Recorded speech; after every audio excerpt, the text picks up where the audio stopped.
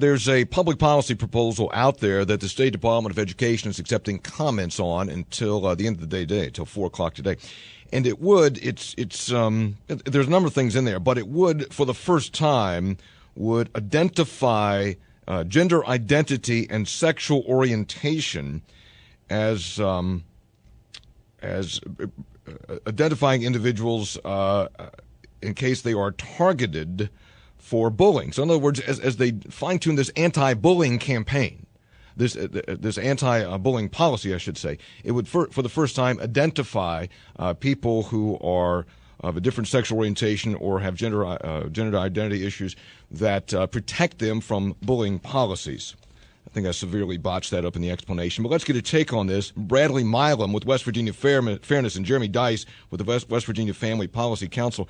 Good morning to you both. Thanks for coming on. Bradley, let me start with you. Why is this necessary in your opinion? Sure. So, we've talked a lot about the importance of enumeration in anti-bullying policies. Enumeration meaning the listing of certain categories of students who are most vulnerable to becoming victims of bullying.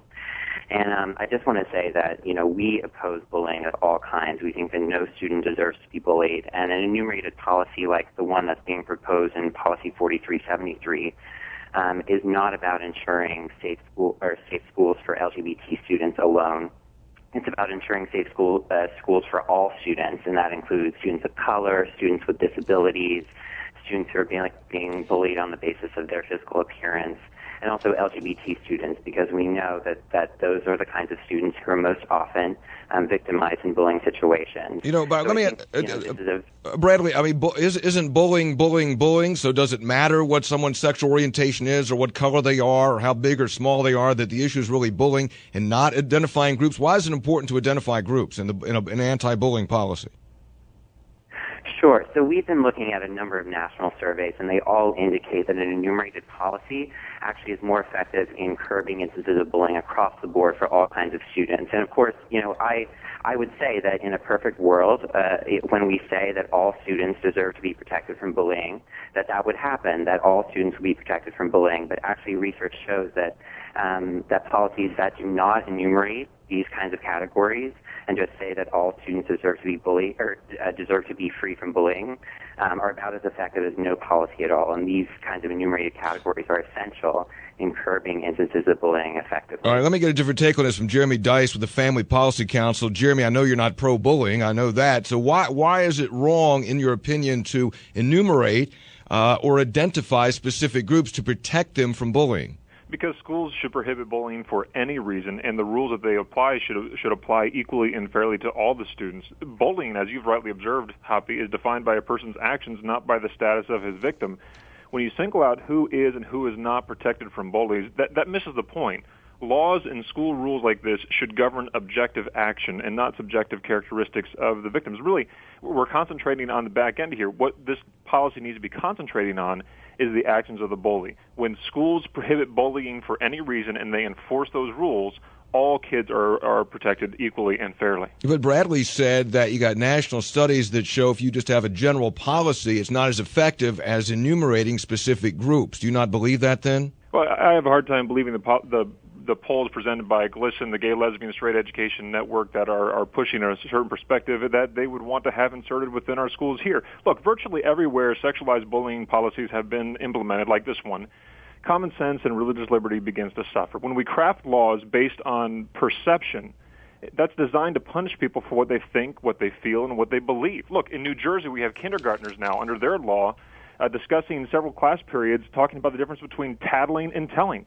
A teacher in New Jersey just last week was brought up on bullying charges for simply expressing her religious conviction about a biblically faithful Orthodox view of biblical sexuality, simply for violating, and that she posted that on Facebook. Texas, an honors student was suspended from school for telling another student that he believes that homosexuality is wrong.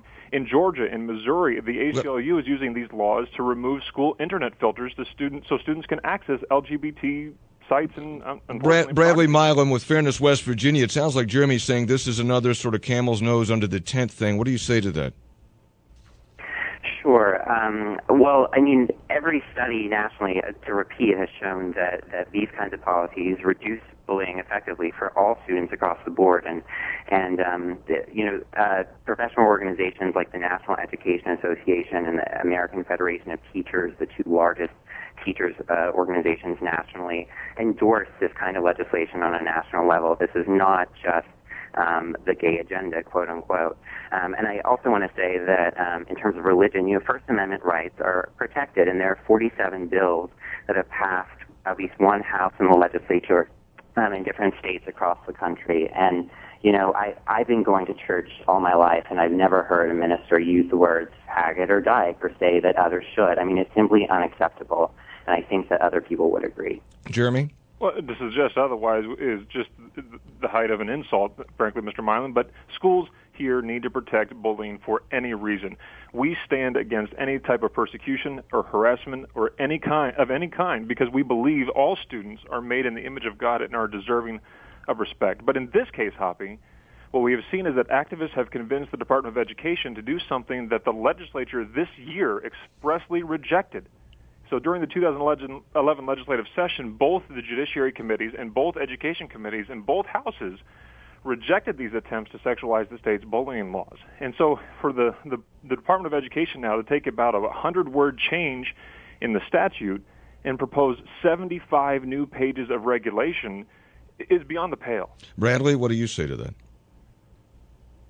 Sure. Well, I know that the Department of Education actually combined a number of different policies into one policy that I think would make it simpler for educators to look at the policy. And I want to say again that we've talked to teachers across the state. We've looked at national surveys of teachers, one from the National Education Association. And they say that they want to be trained on what kinds of actions are appropriate and what kinds are inappropriate. And it might sound hard to believe, but some teachers think that using words like faggot or dyke towards a student or having other students use those words towards another student are acceptable. And so bullying on the basis of perceived sexual orientation, whether we like it or not, is happening in schools. It's one of the most reported reasons for a student to be bullied. And this kind of policy effectively curbs that kind of bullying and all other kinds of bullying as well for all students. Jeremy Dice, if teachers say they want it, shouldn't you give teachers what they want for something like this? I think we need to defer to some of their thoughts, certainly, but we need to make sure that those laws apply equally and fairly across the board. They should prohibit bullying for any reason. I would hope every teacher would want that to be the case.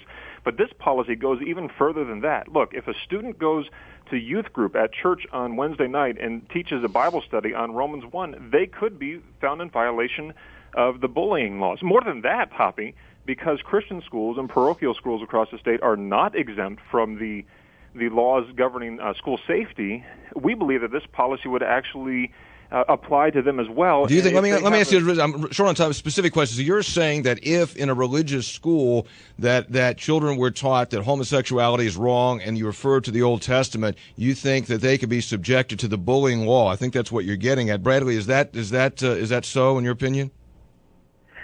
I don't think that's necessarily accurate. I think that religious liberty is being protected. I think that students have every right to believe what they believe, but under this policy, they will not be permitted to perpetually bully or harass another student simply because that student is or is perceived to be gay or lesbian or straight. I got a break. Listen. In addition, the category of religion is also included in this enumerated category. So bullying on the basis of actual or perceived religion would be protected under this policy. I got a break. Bradley Milam, Jeremy Dice, thank you both. We'll be back. Stay with us.